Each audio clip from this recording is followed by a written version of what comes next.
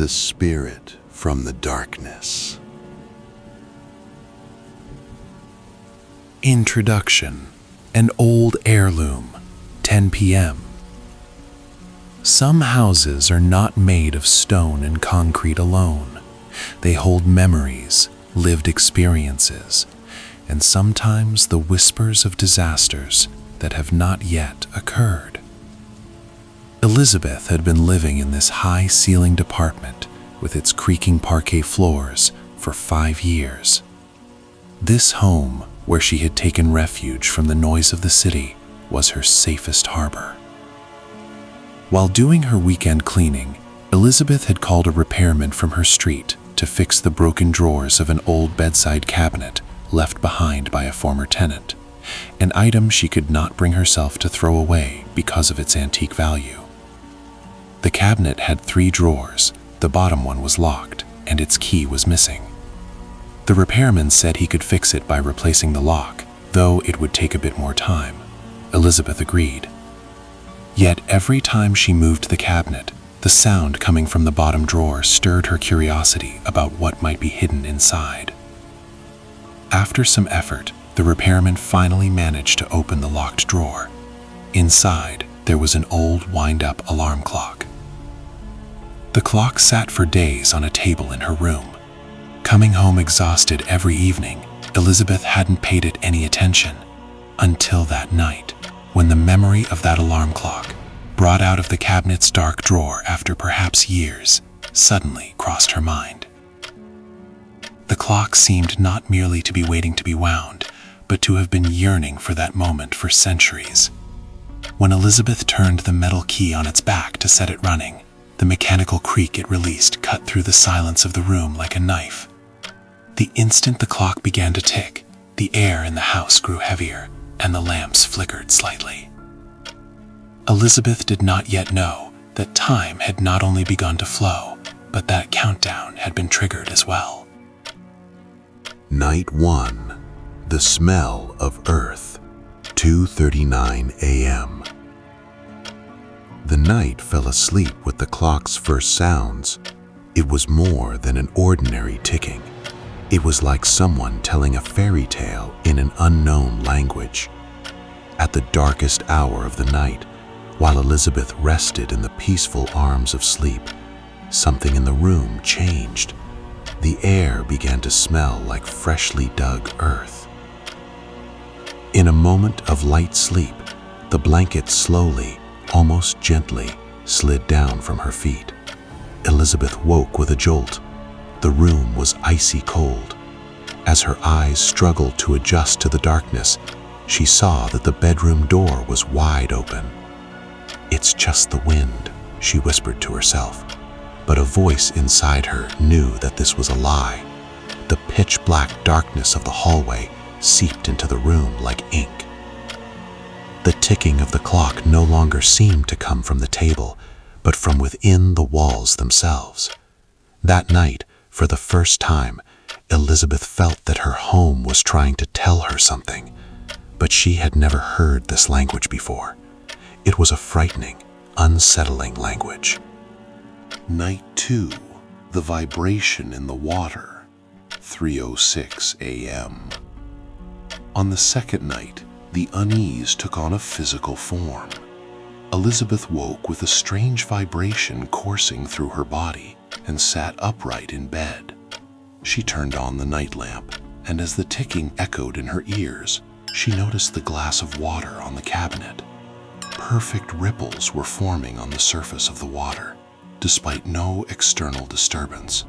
As she stared at the trembling surface, a ringing sound filled her ears. Then the wardrobe doors began to shake, as if something inside were forcing its way out. It was as though a massive heart was beating deep beneath the ground. Someone or something wanted to emerge from that dark closet and reach Elizabeth.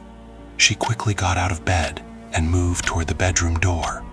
Alongside the anxiety and the unfamiliar, icy fear gripping her, she tried to remain calm. There had to be a rational explanation for all of this. When she reached the door, the vibration suddenly stopped. and everything in the room stood exactly as it should, in accordance with the ordinary flow of life. Her eyes fell on the clock on her table. The phosphorescent green glow of each number was brighter than ever. She drank the water and returned to her bed. Night 3. The violence of the warning. 3:50 a.m. On the third night, fear was touching her skin. From the deepest part of her sleep, Elizabeth jolted awake at the sound of horrific scratching coming from beneath the bed. And in that moment, an ice-cold hand grabbed her right wrist. 5 freezing fingers. They squeezed as if crushing her flesh, sending pain into her bones. Elizabeth screamed, but her voice was strangled in her throat. It was as if a nightmare had pinned her down. She was completely rigid, unable to move. An invisible force seemed determined to pull her from the bed and drag her into the room's sinister darkness. "Please," Elizabeth whimpered. She had no choice but to recite the prayer she knew. With a crushing weight on her chest, she struggled to breathe, unable to move her body despite all her effort. Only her eyes could move. As she writhed helplessly, her gaze fell on the clock. It was 10 minutes to 4, and the first light of dawn was still far away. "There's nothing left for me but to surrender," she thought. At that very moment, the pressure on her chest eased, and she realized she could breathe more freely.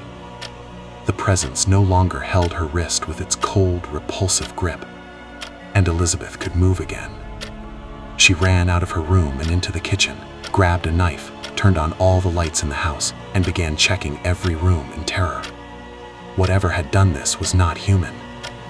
But she was in no state to debate instincts or seek rational explanations. The front door showed no signs of being forced, and the rooms were empty. Gathering her courage, she returned to her bedroom. The room that had protected her, sheltered her, and kept her secrets for years no longer felt the same. Sitting on her bed, she looked at her arm and noticed the bruising on her wrist. What she had experienced was not a dream, but it was far removed from reality as well. The bruise on her wrist had formed right then. Whatever was haunting her was no longer gentle, and the intensity of fear was growing with each passing night. Elizabeth had to leave this house, and the dark spirit would drive her out, even if it had to frighten her to death. That night, she waited for morning without sleeping for a single moment, sitting in the middle of her bed. Night 4. The Siege. 4:40 a.m. On the fourth night, Elizabeth was determined not to sleep. With the radio on until the early hours of the morning and all the lights in the house lit, she brewed herself a strong coffee to stay awake. Every dark experience had taken place in her bedroom. Using this familiarity to her advantage, she removed all obstacles in the hallway so she could flee the house instantly if needed. The only thing occupying her mind was that wind-up clock. Perhaps it had not worked for years, but since the day she wound it, it had not been off by a single second, not 1 minute early, not 1 minute late. Until 4 in the morning, nothing unusual happened. No incident came to disturb Elizabeth's uneasy vigilance. Her eyes grew heavy with sleep, and reassured by the quiet hours, she no longer wished to continue this battle against exhaustion. Sitting on her bed, she leaned her head against the wall and closed her eyes. Just as she was slipping into sleep, the nightmare returned. First, she witnessed her bedroom door slam shut violently. She ran toward it. Though there was no key on it, the door had closed and turned into a solid wall. Elizabeth tried to escape the room, but the door was locked by an invisible bolt. In an instant, the room became a battlefield. Pictures fell from the walls. Wallpaper tore as if the concrete beneath were dying. With every tick from the clock on the table, that horrific groan rose from the building's foundation. The dark spirit circled Elizabeth, whipping the curtains and overturning furniture. This was not a haunting, it was a storm.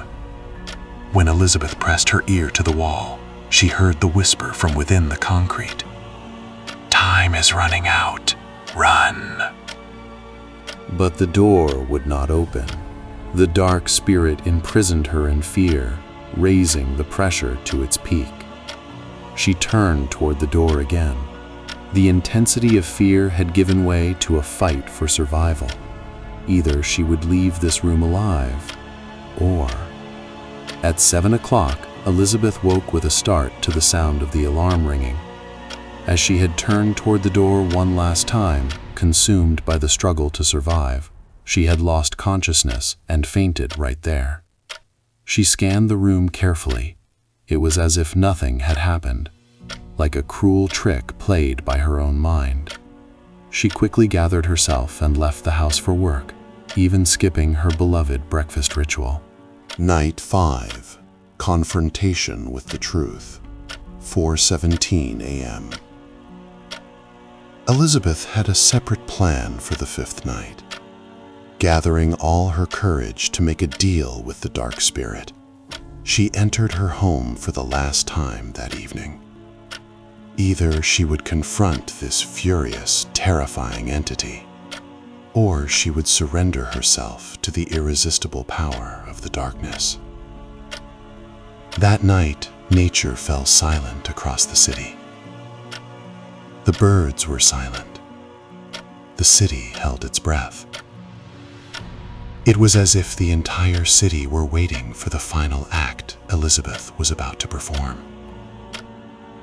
When the dark spirit arrived, all the lights would go out again. Prepared for this, Elizabeth placed dozens of candles in every corner of her room and lit them. Even the smell of burning paraffin stung the nose. As Elizabeth watched the flickering candlelight, the dark spirit suddenly appeared in the center of the room as a massive, pitch-black shadow. With great anger, Elizabeth hurled the coffee cup in her hand toward it. The spirit grabbed her by the hair and flung her from the bed. This time, the door flew wide open, straining its hinges. The spirit collapsed onto Elizabeth like a heavy quilt and roared, "Get out of here," in a frequency so deep it vibrated her very cells. Elizabeth threw herself into the hallway, the spirit chasing her like a whip. She did not look back. In her pajamas, barefoot, she ran down the stairs. She could feel the dark presence pursuing her, breathing onto her shoulders. She burst out of the apartment building and ran into the middle of the sidewalk, collapsing to the ground, gasping for air. The violence of the fury had spilled beyond her room. When she reached the street, the smell of sulfur burned her lungs. She looked back. The dark spirit stood at the building's entrance. The moment of truth had arrived, and everything was only just beginning. Suddenly, the ground began to shake. The sky roared. With a thunderous sound heard across the city, the lights went out, and then screams rose into the air. A massive earthquake was underway, and everyone had fallen into the same terror. As Elizabeth sat helplessly in the middle of the street, waiting for the shaking to end, the building she had devoted 5 years of her life to collapsed within seconds, turning into a heap of dust. As she fled the rising cloud of debris, she thought that among the fallen buildings, the safest place was the intersection at the corner of her street. The shaking stopped. She approached the ruins of her building. On top of the rubble, she saw the dark shadow. Having completed its duty, the spirit looked at Elizabeth one last time like a guardian and vanished into the sky. Elizabeth looked at the bruised fingerprints on her wrist. They were not marks of pain, but of a life that had been spared. The dark spirit that had awakened her from sleep and subjected her the days of terror had been trying to tell her something. And that clock, the one that had opened the door to all of this, had worked one last time for this purpose, and beneath the rubble, it had fallen silent, forever.